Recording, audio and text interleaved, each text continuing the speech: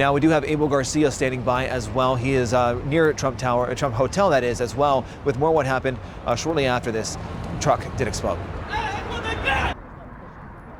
That's right, Joe. I'm right here near Resorts World and actually not too far from Las Vegas Boulevard. I've had the opportunity to talk to some people who are actually Trump Hotel guests.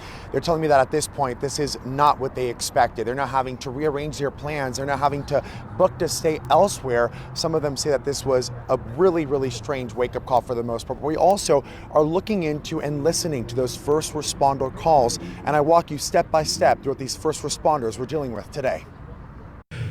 Calls start with crews arriving near the Fashion Show Mall by Macy's. Then inside Trump Hotel, sprinklers go off, crews find 3 people hurt and call for more medical help. We got 3 medical patients. I'm going to put EMS 3 on medical and get some more ambulance coming. We have 2 currently. We just need 1 more. Then the calls say the exploded Cybertruck still had a small amount of flames underneath. Well, we're going to go ahead and cover it with the EV blanket.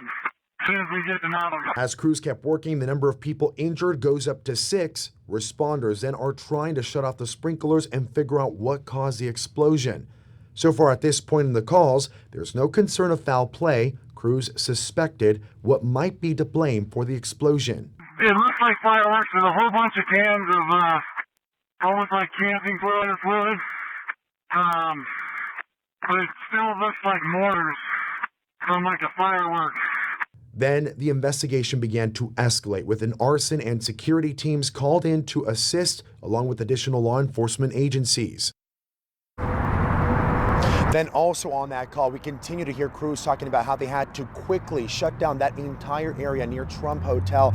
Of course, that also created a lot of traffic, and traffic is still looking pretty, there's a lot of traffic as we speak right now. Just to get to this location, it was very, very difficult as a result of the situation.